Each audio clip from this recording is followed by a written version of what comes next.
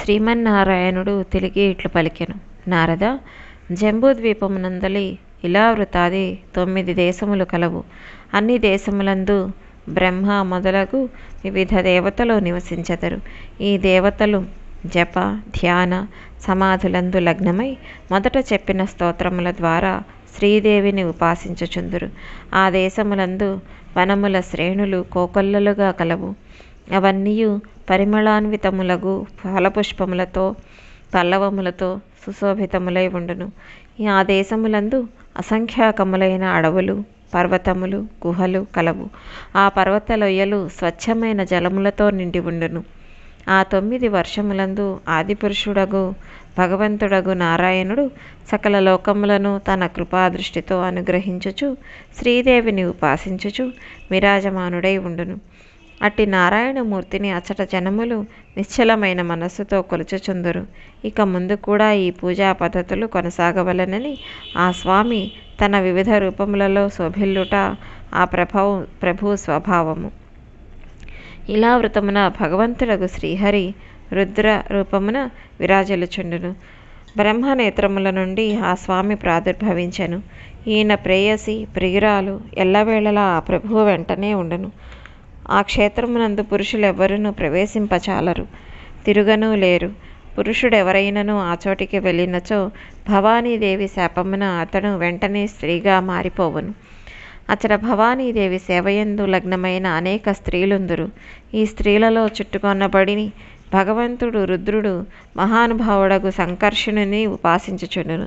ఈ సంకర్షణుడు భగవంతుడగు శ్రీహరి యొక్క తామస ప్రవృత్తి గల 4వ మూర్తిగా చెప్పబడును.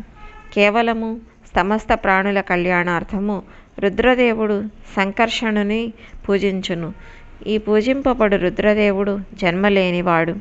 ఈ స్వామి చిత్తము సదా శాంతముగా ఉండును. భగవంతుడగు శంకరుడు ఇట్లనును: ఓం నమో భగవతే మహాపురుషాయ సర్వగుణ సంఖ్యానాయానంతయా వ్యక్తాయ నమః. ఓం వలన సమస్త గుణములు వ్యక్తమగును. ఆ అనంతునకు ఓంకార స్వరూపుడవు పరమ పురుషుడవగు శ్రీ భగవంతునకు నమస్కారము. భజింపదగిన ప్రభు, నీ చరణకమలములు భక్తులకు ఆశ్రయమొసగును. నీవు స్వయముగా ఐశ్వర్యమునకు పరమ ఆశ్రయభూతుడవు.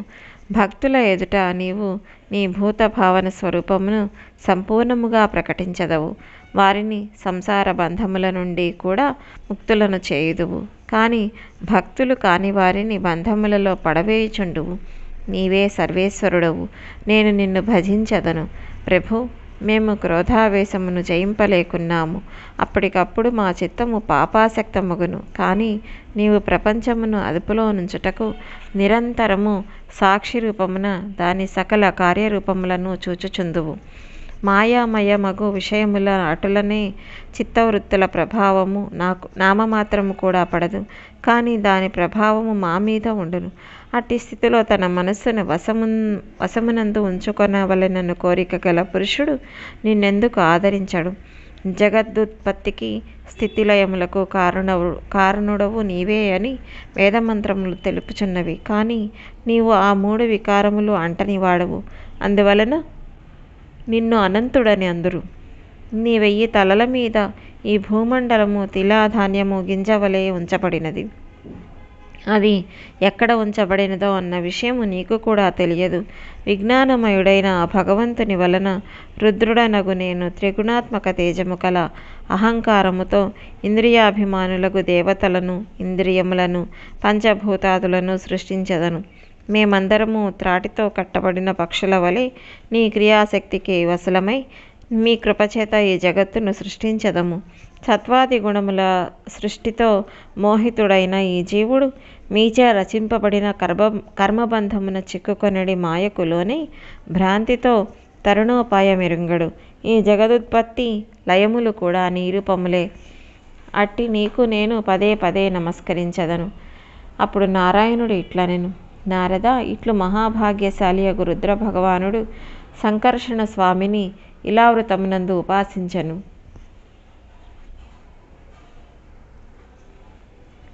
ఇటులనే భద్రాస్వ వర్షమునందు ధర్ముని పుత్రుడు భద్రశ్రవుడు కలడు. అతని కులమునందలి ప్రముఖ సేవకుడు భగవంతుడగు వాసుదేవుని హయగ్రీవ నామముతో పిలిచెదరు. ఆ స్వామి సుప్రసిద్ధ మూర్తిని నిశ్చల సమాధితో హృదయమునందు ధరించి స్తుతించెదరు. సేవకులతో కూడిన భద్రశ్రవులు ఇట్లు పలికిరి: ఓం నమో భగవతి ధర్మయాత్మ విశోధనాయ నమః. చిత్తమును విశుద్ధమునరించు ఓంకార స్వరూప భగవంతుడగు ధర్మునకు నమస్కారము. అహో, భగవంతుని లీలలు మిగుల విచిత్రమైనవి. దాని వలన జీవుడు సకల లోకములను సంహారమునరించు కాలుని చూచి కూడా చూడనట్లుండును. తుచ్చమైన విషయానుభవములకు పాపులతో నిండిన ఆలోచనల చిక్కులో చిక్కబడి ఉండును. తన చేతులతోనే తన పుత్రులను పితామహాదుల మృతదేహములను దహనము చేసి కూడా స్వయముగా తానెల్లవేళలా బతికి ఉండుటకు ఇచ్చగించును. విఘ్నులు జగత్తును నశ్వరమని తెలుపుదురు. సూక్ష్మదర్శులు ఆత్మజ్ఞానులు ఈ జగత్తును అట్లే దర్శించెదరు. అయినప్పటికీ జన్మరహితుడవైన ప్రభు, నీ మాయతో ప్రజలు మోహితులగొట్టుచునే ఉందురు. మీరు అనాది, అట్లే మీ పనులు కూడా మహదాశ్చర్యకరములు. అట్టి మీకు నమస్కరించదను. పరమాత్మ, మీరు అకర్తలు, మాయావరణ రహితులు. అయినప్పటికీ జగత్తు యొక్క ఉత్పత్తి స్థితి లయములను మీ యొక్క కర్మలుగానే అంగీకరింపబడెను. ఇందులో ఏ సందేహమునూ లేదు. కానీ సర్వాత్మ రూపముతో కార్యకారణ భావముతో మీరు సర్వదా అతీతులు. మీ శ్రీ విగ్రహము మానవ గుర్రము యొక్క సంయుక్త రూపము. ప్రళయకాలమునందు తమోగుణ ప్రధానులైన దైత్యగణములు వేదములను దొంగిలించిరి. అప్పుడు బ్రహ్మ ప్రార్థించగా మీరు రసాతలము నుండి వాటిని ఆ స్వామికి తెచ్చి ఇచ్చిరి. ఇట్టి అమోఘ లీలలు చేయు సత్య సంకల్పులు. అట్టి మీకు మేము నమస్కరించుచున్నాము. ఇట్లు భగవంతుడగు హయగ్రీవుని స్తుతించుచు భద్రశ్రవులను పేరుగల ఈ మహాత్ములు భగవంతుడగు శ్రీహరి గుణములను వర్ణించెదరు.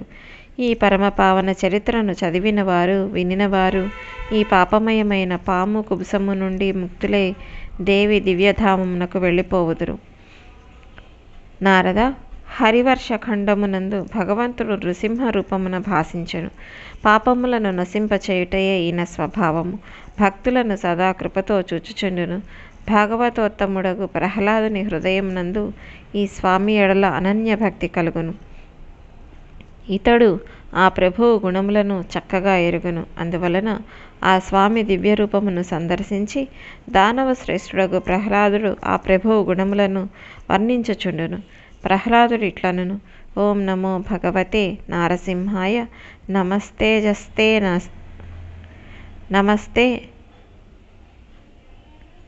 నమస్తేజస్తేజసే ఆవిరావిర్భవ వజ్రదంష్ట్ర కర్మాశయాన్ రంధయ తమోగ్రస ఓం స్వాహ అభయం మమాత్మని భూయిష్టాః ఓం క్షౌం. ఓంకార స్వరూపుడగు భగవంతుడగు శ్రీ నరసింహునకు నమస్కరించదను. మీరు అగ్ని మొదలగు తేజస్సులకు కూడా తేజస్సులు. మీకు ప్రణామములు. ఓ వజ్రనఖ, ఓ వజ్రదంష్ట్ర, మీరు నాకు ప్రత్యక్షము కండు, ప్రకటితులు కండు. నా కర్మవాసనలను దహింపుడు, కాల్చివేయుడు. నా అజ్ఞాన రూప అంధకారమును తొలగింపుడు, నశింపచేయుడు. ఓం స్వాహ. నా అంతఃకరణమునందు అభయమును ప్రసాదింపుడు. మీరు స్వయముగా నా మీద కృపతో అచట ప్రకాశింపుడు. ఓం శ్రౌహం. ప్రభు, సమస్త జగత్తునకు శుభమగుగాక. దుష్టుల వృద్ధియందు కళ్యాణకర భావము ఉత్పన్నమగుగాక. సకల ప్రాణుల యందు పరస్పరము సద్భావన విద్యమానమై ఉండవలెను. ప్రజలందరూ పరస్పర హితమునే తలపోయవలెను. ఇది మన మనస్సు శుభమార్గమునందు పయనించుగాక.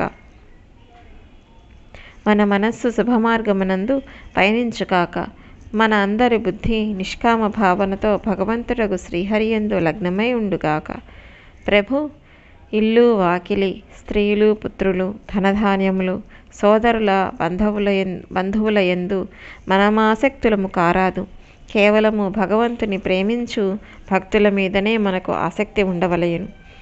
సంయమనము గల పురుషుడు కేవలము శరీర నిర్వహణ కొరకే అన్నాదులచే తృప్తి చెందును.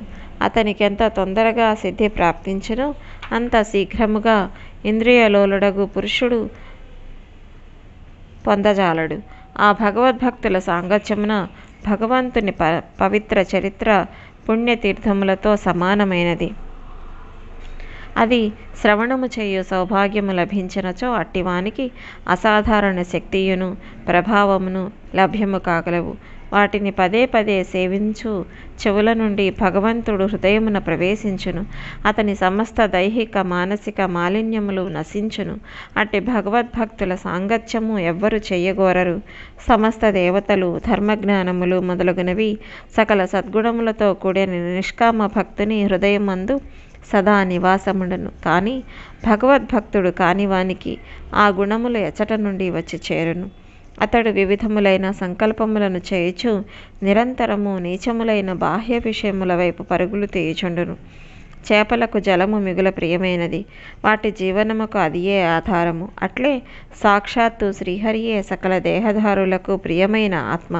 ఆ స్వామిని పరిత్యజించి ఎవరైనా మహత్వాభిమానులు గృహమునంద ఆసక్తులైనచో అట్టి స్త్రీ పురుషుల గొప్పతనము కేవలము ఆయువును పరిగణించియే అంగీకరింపబడెను, గుణముల దృష్టిని అనుసరించి కాదు. అందువలన అసురగణములారా, మీరు తృష్ణ, రాగ, విషాదములు, క్రోధము, అభిమానము, కోరిక, భయము, దీనత్వము, మానసిక సంతాపమునకు మూలము జన్మ మరణ రూప సంసార చక్రమున పరిభ్రమించుచు గృహాదులందలి ఆసక్తులను వదిలి భగవంతుడగు నృసింహుని నిర్భయముగా చరణ కమలములను ఆశ్రయింపుడు. నారద, పాపరూప ఏనుగులకు భగవంతుడగు నరసింహుడు సింహరూపుడు. అట్టి భగవానుడు దానవరాజుకు ప్రహ్లాదుని హృదయ కమలమునందు విరాజమానుడై ఉండును. అట్టి అతడు నిరంతరము భక్తితో ఆ ప్రభువును స్తుతించుచుండును. కేతుమాల వర్షమునందు భగవంతుడు శ్రీహరి కామదేవుని రూపమున విరాజమానుడై ఉండును. అచ్చట యోగ్యులైన పురుషుల ద్వారా ఆ స్వామి సదా సన్మానింపబడుచుండును. ఆ దేశమునకు అధీశ్వరి సముద్రతనయ భగవతి లక్ష్మీదేవి. మహాత్ములను ఆదరించుట, భక్తుల కోర్కెలను తీర్చుట ఆ దేవి యొక్క స్వాభావిక గుణము. భగవతి లక్ష్మీదేవి ఈ ముందు చెప్పబడిన స్తోత్రముల ద్వారా భగవంతుడగు శ్రీహరిని సదా ఉపాసించుచుండును. లక్ష్మీదేవి ఇట్లు వచించును: ఓం నమో భగవతే హృషికేశాయ సర్వగుణ విశేషైర్విలక్షిత్ ఆత్మనే ఆకూతీనాం చిత్తీనాం చేతసాం విశేషాణం చాధిపతయే షోడశ కలశాయాఛందో మాయాయాన్నమయ అమృతమయాయ సర్వమయాయ మహసే ఓజసే బలాయ కాంతాయ కామాయ నమస్తే ఉభయత్ర భూయాత్.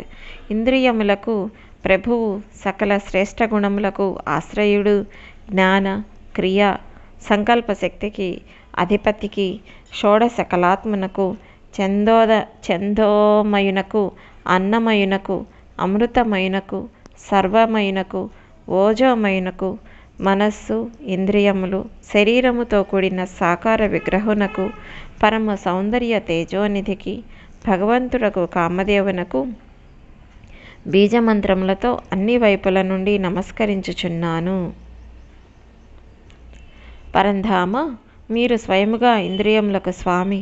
స్త్రీలు ఇహలోకమునందు తమ భర్తలను పొందుటకు అనేక వ్రతముల ద్వారా మేము ఉపాసించెదరు. కానీ ఆ భర్తలు తమ ప్రియపుత్రులను, ధనమును, ఆయువును రక్షించుటకు సమర్థులుగారు. ఎందుకనగా వారు సర్వదా పరతంత్రులు. ప్రభు స్వయముగా నిర్భయులై దుఃఖితులకు ఇతరులను సంపూర్ణముగా రక్షింపగలిగిన వారే నిజమైన భర్తలు. అట్టి భర్త మీరే. ఇతరులు భర్త అయినచో పరస్పరము భయము ఉత్పన్నమగును. అందువలన మిమ్ములను పొందుటనే సర్వస్వముగా నించెదరు. మరి ఏ విధముగు ప్రయోజనమును అంగీకరించరు. ఏ స్త్రీ అయినను మీ చరణ కమలములను పొందగోరక ఇతర ఏ వస్తువునైనను పొందుటకు మిమ్ములను ఉపాసించినచో మీరు ఆమె కోరిన వస్తువును ప్రసాదించెదరు. కానీ అది నశ్వరము. అందువలన ఆమెకు పశ్చాత్తాప పడవలసి వచ్చును.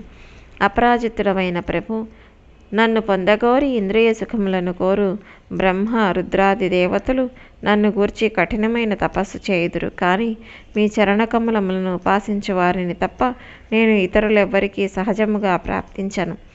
నేను ఎల్లవేళలా నీ హృదయమునందే ఉందును. భక్తుల మస్తకమునందు శోభిల్లు మీ పరమ పూజ్య చరణ కమలములను నా తల మీద విరాజమానములగునట్లు నన్ను అనుగ్రహింపుడు. పూజనీయుడవగు ప్రభు, నీవు లాంఛన రూపముగా నన్ను నీ వక్షస్థలమున ధరింతువు కదా. మీరు సర్వసమర్థులు. మీ మాయతో కూడిన లీలలు ఎవ్వరు కలరు? నారద, ఇట్లు కామదేవుని రూపమున విరాజమానుడగు విశ్వబంధువు భగవంతుడగు శ్రీహరిని లక్ష్మీదేవి కేతుమాల వర్షమునందు ఉపాసించును. ఈ వర్షమునందు ఇతర దేవతలు, ప్రజాపతులు తమ కోరికలను సిద్ధింపచేసుకొనుటకు మిమ్ములను ఉపాసించుట ఎందు తత్పరులై ఉందురు.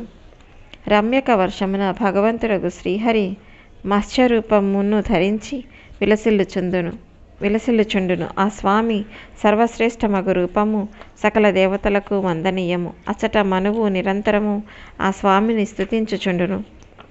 మనువు ఇట్లనును: ఓం నమో ముఖ్యతమాయ నమస్సత్వాయ ప్రాణోయోజసే బలాయ మహామత్స్యాయ నమః.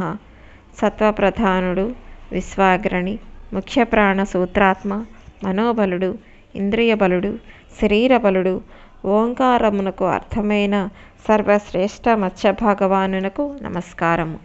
సకలమునకు ప్రేరణ నొసగు పరమాత్మ, మీరు సకల ప్రాణుల బాహ్యాభ్యంతరములయందు ప్రాణరూపమున సంచరించెదరు. మీ దృష్టి ప్రసరించగా లోకపాలుర దృష్టి కుంఠితమగును. ఈశ్వర నామముతో ప్రసిద్ధులైన మీరు పరమపురుషులు. కీలుబొమ్మలను ఆడించు నటుని వలె మీరు మీ వంశమునందున్న ఈ సకల జగత్తును ఆడించుచుందురు. భగవన్, నిశ్చితముగా లోకపాలుర మనస్సులందు మీ ఎడల ద్వేషము ఉత్పన్నమైనది. తత్ఫలితముగా వారు మీ చేయూతను వదిలిపెట్టిరి. వారందరూ ఒకచోట కూడి మానవులను, పశువులను, నాగులను, స్థావరాదులను మేమే స్వయముగా రక్షించుకొందుము అను అభిప్రాయమును కలిగి ఉండిరి. కానీ వారు ఆ కార్యమును సిద్ధింపచేసుకొనలేకపోయిరి. ప్రభు, నీవు జన్మరహితుడవు. ప్రళయకాలమునందు ఎగిసిపడుచున్న ఉత్తాల తరంగములతో సముద్రము సుశోభితమైయుండును. ఆ సమయమున మీరు ఓషధులకు, లతలకు ఆలవాలమగు పృథివిని నన్నును తీసుకొని సముద్రమునందు మిగుల ఉత్సాహముతో క్రీడించుచుండిరి. జగత్తుకు ప్రాణస్వరూపుడగు మత్స్యభగవానునకు పదే పదే నమస్కరించుచున్నాను. రాజులలో మనువునకు మహోన్నత స్థానము కలదు. మత్స్యరూపమున అవతరించిన దేవాధిదేవుడగు శ్రీహరి కృపచేత మనువు సకల సంశయములు పటాపంచలయ్యను. ఆయన శ్రీహరిని స్తుతించను. భగవత్పరాయణులగు పురుషులలో మనువు ఉత్తముడుగా భావింపబడెను. ఆయన యోగ సాధన వలన సకల పాపములను రూపుమాపెను. ఆయన భక్తితో భగవంతుని ధ్యానించుచు ఈ రమ్యక వర్షమునందు విరాజమానుడై ఉండును.